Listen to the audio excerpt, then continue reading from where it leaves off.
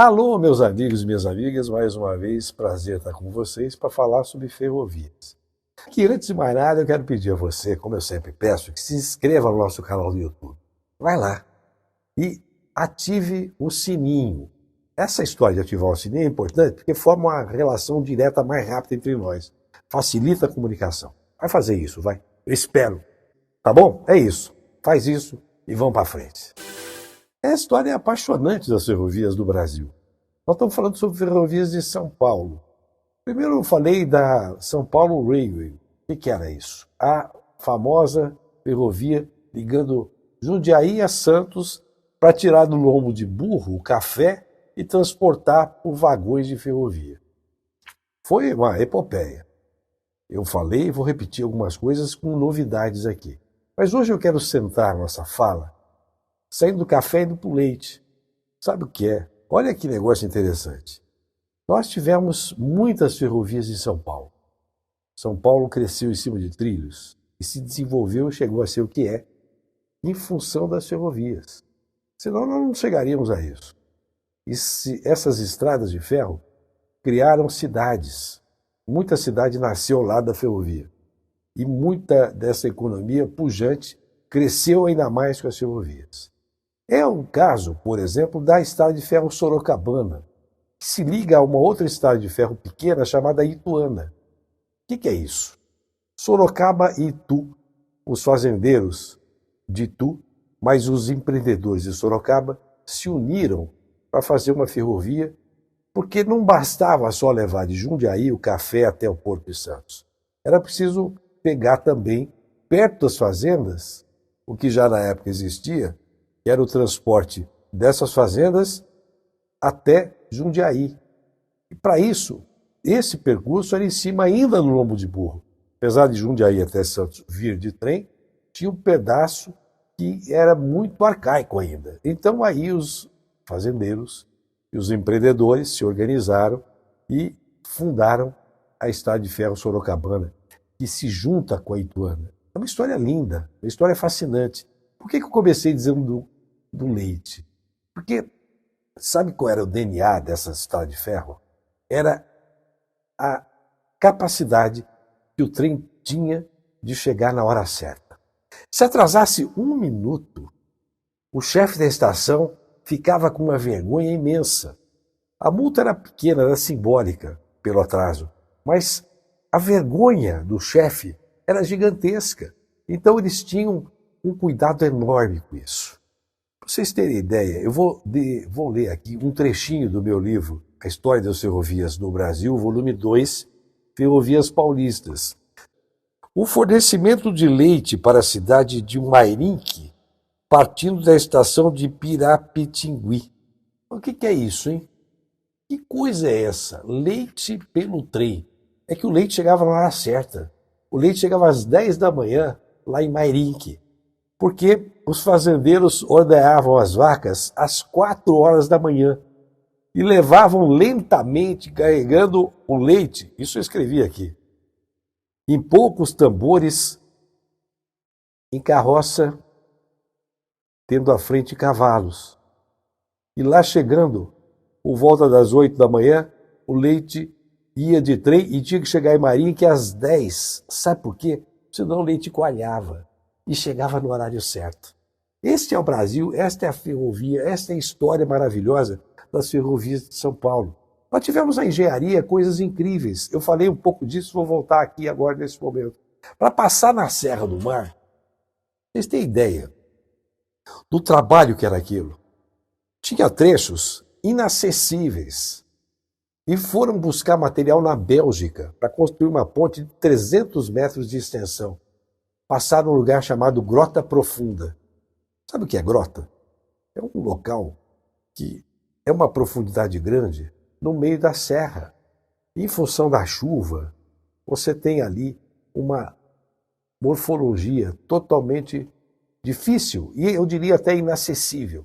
Pois a engenharia na época da São Paulo Railway, eu estou misturando com a Ituana e com a Sorocabana de propósito, construiu essa solução de engenharia. Agora, quer ver outra coisa interessantíssima que conecta tudo isso? Nós tínhamos um turismo de passageiros que vinha de trem para a Baixada Santista. Descia no Valongo, em Santos, pegava o bonde, ia até São Vicente, e depois de São Vicente de ônibus, ia até Praia Grande, no Boqueirão. É isso. Você já imagina? Nós tivemos tudo isso, inclusive com trechos eletrificados da ferrovia. A ferrovia não era só no vapor, ou depois no diesel. A ferrovia tinha todo um sistema que funcionava, além da cremalheira que eu expliquei, do funicular, que ficou ultrapassado, obsoleto.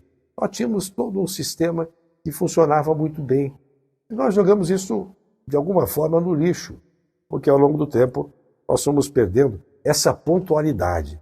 Faltaram investimentos, faltaram atitudes respeitosas com aquilo que funcionava bem, e nós fomos deixando de lado.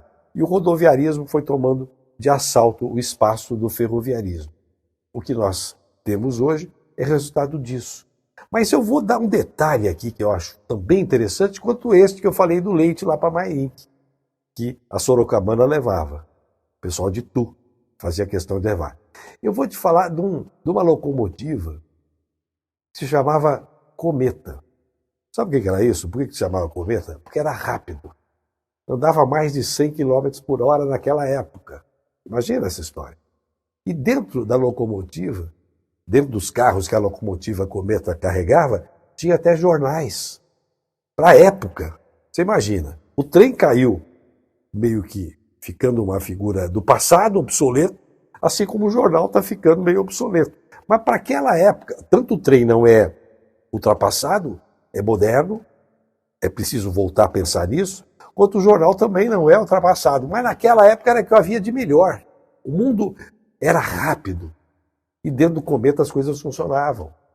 E funcionavam dessa maneira. Vocês imaginem a rapidez disso. E como é que as coisas eram bacanas. Esse trem, Cometa, descia para Santos. Por isso que depois o rodoviarismo se apropriou disso e inventaram uma empresa chamada Ultra Cometa. Tem ônibus, não tem? Tem? Já pegou ônibus para Santos com esse nome.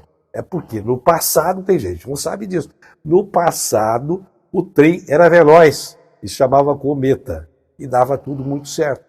E nós fomos fazendo obras incríveis, soluções de engenharia impressionantes, que resolviam a parada. Depois, para o interior, isso foi se alongando. Essa que eu disse de Sorocaba é uma coisa que eu considero muito interessante. Você ter uma ferrovia que demorava 14 minutos de uma cidade a outra, transportando grãos, transportando material pesado. E demorava 10 minutos para transportar passageiro. E ai deles que atrasassem um minutinho. Imagina que eficácia, que eficiência nós tínhamos. E foi assim que nós fomos construindo a história das ferrovias e esse passado glorioso que pode voltar. Eu não sou saudosista, eu não fico aqui dizendo, olha que bacana aquele tempo que a gente viveu. Acho bacana viver isso, lembrar disso. Mas eu acho bacana olhar para o que o mundo está fazendo.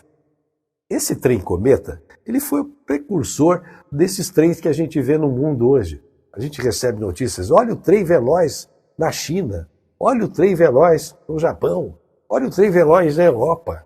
O pessoal está andando. Mas imaginamos naquela época, há quantos e quantos anos atrás, a gente fazendo sucesso a 110, 120, 150 km por hora. Era impensável, inimaginável. Nós tivemos tudo isso. Nós precisamos voltar a recuperar essa capacidade de modernizar, de investir, trazer o capital privado, que é muito bom, para não deixar o capital privado mandar da política pública. A política pública, no próprio nome, na própria expressão, a gente está dizendo que é pública. Quando é público, é de interesse coletivo. Quando é interesse privado, o empresário ele quer um lucro específico. Naquela época, o trem começou a transportar o café, porque no lombo de burro não dava certo. Já ouviu falar da Estrada das Lágrimas? Já ouviu falar da Estrada da Maioridade? Pois é, o Brasil teve império. Dom Pedro II era muito jovem, quando Dom Pedro I renunciou, né? Abdicou do trono. Tá certo?